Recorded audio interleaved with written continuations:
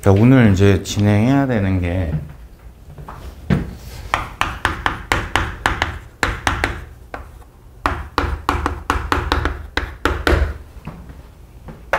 수학적인 방법을 꼭 이용을 해야지만 문제풀이가 가능한 기출문제 웬만한 거 거의 다 하고, 그리고 이제 요런 거는 물어볼 수도 있겠다 싶은 거 약간 몇 개 추가해 가지고 그 정도를 이제 같이 살펴볼 거고요. 그래서 당연히 오늘 하는 특강 강의로 수학적인 부분이 전부 커버가 되거나 하진 않습니다. 그러니까 오늘 하는 건 좀 많이 제한적으로, 만약에 물리시험에 수학적인 걸 물어봤을 때 그래도 확률적으로 조금 높은 거, 그런 걸 정리해야지 이 정도를 감으로 잡아주시면 좋고, 그리고 그러니까 메인은 사실 이제 미적분인데, 미적분에 대한 게 이제 출제가 될 확률이 있는데, 일단 삼각함수도 조금 다루긴 하겠지만 미분이 출제가 되면은 딱 미분하는 문제로 답을 요구를 했다라고 하게 되면은 요거는 문과, 이과 이런 거 따지지 않고 그냥 무조건 맞춰야 됩니다. 왜냐하면 미분으로 출제를 하면 웬만하면 쉽게 나옵니다. 이따가 확인을 해보겠지만, 네, 꼭 적분을 해야지 문제가 풀린다 라는 문제는 난이도가 좀 있을 확률이 좀 있어요. 그리고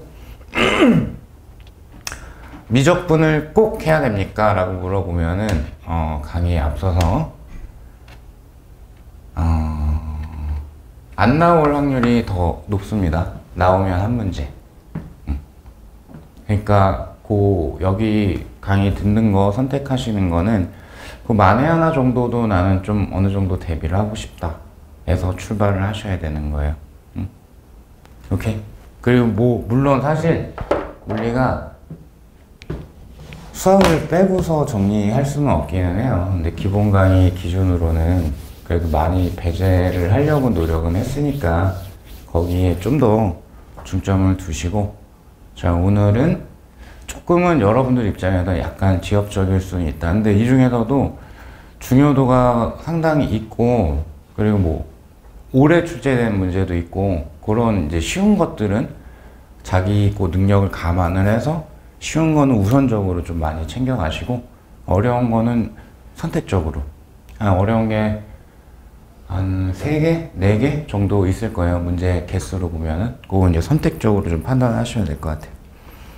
자, 그럼 이제 거기 첫 번째 페이지, 거기 이제 설명드릴 내용은 거의 없는데, 그냥 쭉 제가 정리를 해놨어요. 단원별로 요런 주제들이 미적분이나 뭐 삼각함수 등을 이용을 해서 표현할 수가 있습니다 라는 게 나와 있고, 미적분 쪽과 관계 해가지고는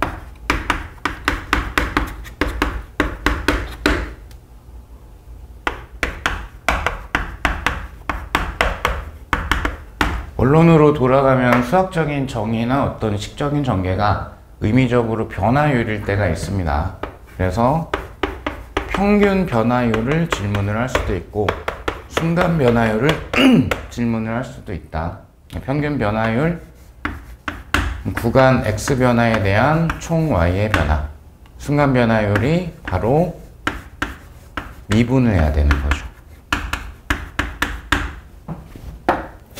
특히 이제 역학에서도 이런 뜻이 있고, 전자학에서는 특히 유도기전력이 미분을 이용을 해서 문제를 접근을 하게 하죠. 역학 문제 이제 바로 볼 거니까 거기서 확인하시면 될 것 같고, 그리고 곱하기의 꼴이 어떤 물리적 정의를 갖는 경우가 있는데, 여기는 기본 태클할까?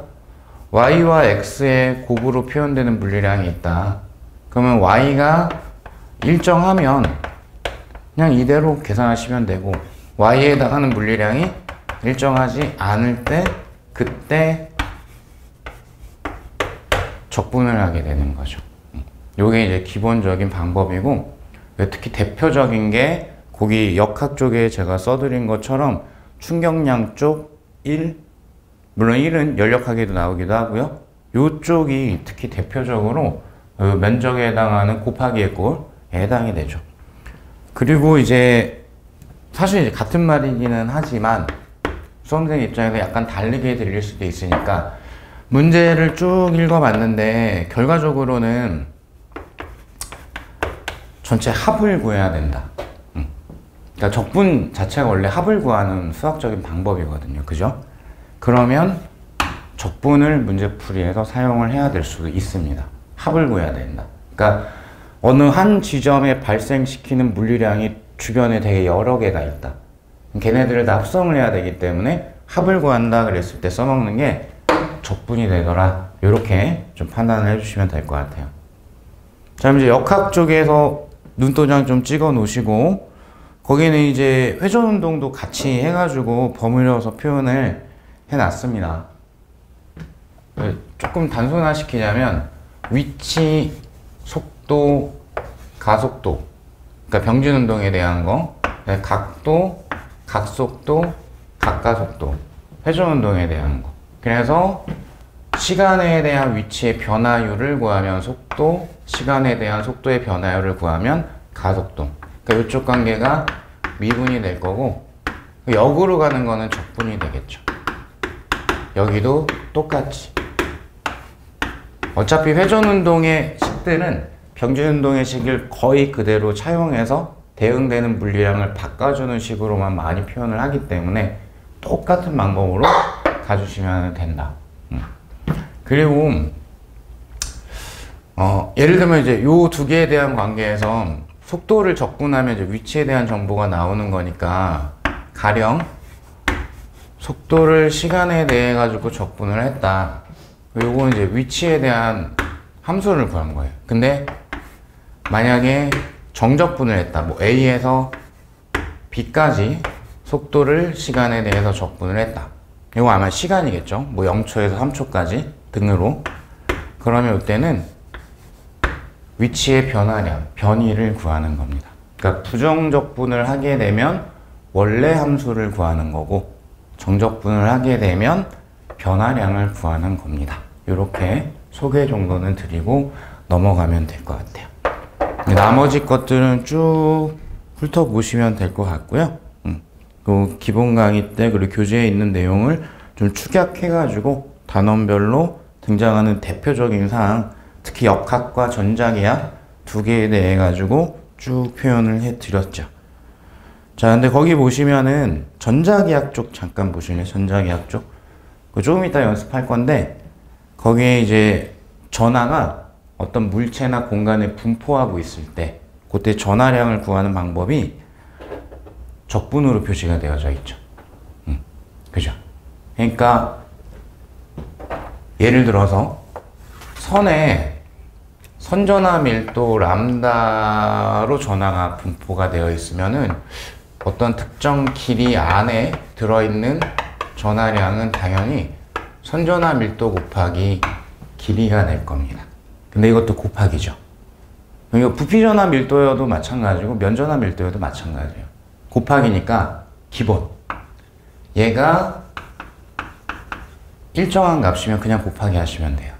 근데 만약에 일정하지 않으면 그러면 합을 구해야 되니까 적분을 해야 되는 거예요. 일정하지 않은 거 이따가 확인을 좀 해볼 거예요. 자, 그런 게 또 있을 수 있다. 나머지는 좀 익숙하셔야 됩니다. 지금쯤이면 한 바퀴는 돌아오셨을 거기 때문에. 그리고 한 번만 더 얘기하고 넘어가면 이 페이지의 삼각함수.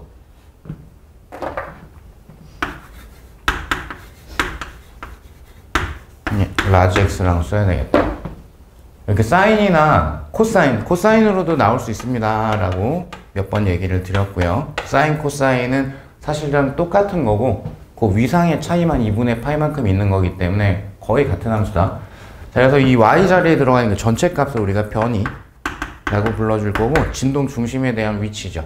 그리고 이 최대값에 해당하는 거 우리는 진폭이라고 불러줄 거고, 사인이나 코사인 이 안쪽에 들어가는 거를 위상이라고 불러주게 되죠. 그러니까 이렇게 요걸 이제 진동 방정식이라고 볼 수가 있고, 이런 표현을 쓸 수 있는 게 단진동이 있고 진동을 표현을 하는 거니까 교류에서도 전류나 전압의 일반식이 사인 함수 등으로 표시가 되어져 있어요.